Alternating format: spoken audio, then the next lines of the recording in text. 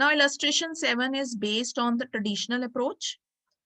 Compute the market value, value of the shares and average cost of capital from the following information. हमारे पास operating income दी है, total investment दी है, capitalisation rate different situations के दिए हैं.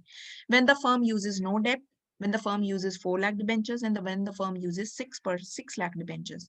Consider that 4 lakh debentures can raise at 5% rate of interest. लेकिन जब 6 lakh debentures company ने raise करे तो उनको 6% रेट ऑफ इंटरेस्ट दिया.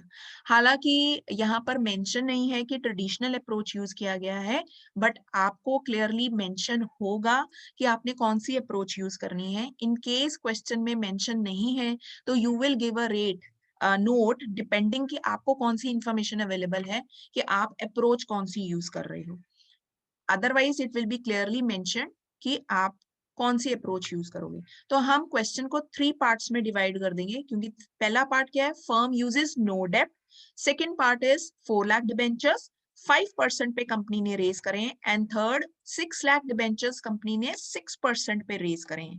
तो कंपनी के पास क्या है, सबसे पहले नेट ऑपरेटिंग इनकम है, वो तीनों ही सिचुएशन में सेम है, 2 लाख 2 लाख एंड 2 लाख.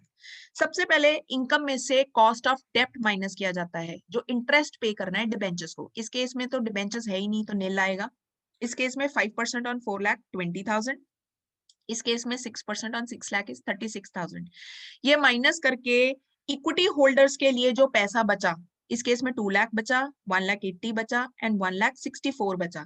और इक्विटी कैपिटलाइजेशन रेट जो के ई हमें दिया हुआ है क्वेश्चन में, कॉस्ट ऑफ इक्विटी जिसको हम कैपिटलाइजेशन रेट भी कहते हैं, फर्स्ट केस में 10% है, 11% देन 13%. ये दिया हुआ है हमें तीनों केसेस का, के ई दिया हुआ है, वो हमने लिख लिया. तो हमें market value of the share पता लग जाएगा. यहाँ पे डेप्ट इन्होंने कॉमन टर्म लिया है, एक्चुअल में हम यहाँ पे क्या लिखते हैं, market value of the share, यानी इक्विटी शेयर की बात कर रहे हैं. तो कंफ्यूज नहीं होना डेप्ट वर्ड से, that is market value of the equity share. वो कैसे निकालेंगे, EBIT, हमारा फॉर्मूला क्या था, EBIT upon the cost of equity KE. 2 lakh divide bye 10%, 10% का 100 ऊपर चला गया तो हमारी इक्विटी शेयर की वैल्यू आ गई 20 लाख. इस केस में 11% के हिसाब से इतनी वैल्यू आ गई, इस केस में 13% के हिसाब से इक्विटी की इतनी वैल्यू आ गई. डिबेंचर्स की वैल्यू, मार्केट वैल्यू ऑफ डेप्ट मींस डिबेंचर्स की वैल्यू हमें गिवन है. फर्स्ट केस में नील है, कोई डिबेंचर्स नहीं. सेकंड केस में 4 लाख के डिबेंचर्स हैं, थर्ड केस में 6 लाख के डिबेंचर्स हैं. तो total market value of the firm, यहाँ पे वर्ड हम यूज कर सकते हैं फर्म, इक्विटी वर्ड से कंफ्यूज नहीं होना, they are referring to firm.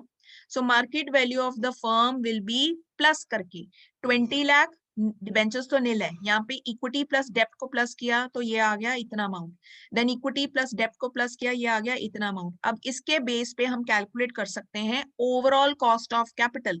Overall cost को, कैपिटल को हम weighted average cost of capital भी कई बार रेफर करते हैं, एंड कई केसेस में हम एवरेज कॉस्ट ऑफ कैपिटल भी रेफर करते हैं. तो सेम सिनोनिमस वर्ड है, KO means weighted average cost और एवरेज कॉस्ट ऑफ कैपिटल, और उसकी फॉर्मूला है EBIT upon value of the firm. इस केस में EBIT अर्निंग है 2 lakh divide by value of the firm is 20 lakh. यहाँ पे value of the firm 20 lakh है, हम आंसर परसेंटेज में चाहते हैं तो मल्टीप्लाई बाय 100, 10% आ गई हमारी कॉस्ट. इस केस में 2 lakh divide by value of the firm multiply by 100, 9.8. इस केस में 10.7. तो हमें क्लियरली दिख रहा है कि सबसे कम कॉस्ट जो कंपनी को पड़ी 9.8 पे पड़ी, जहां पर एक बैलेंस है, balance between the equity and the debentures.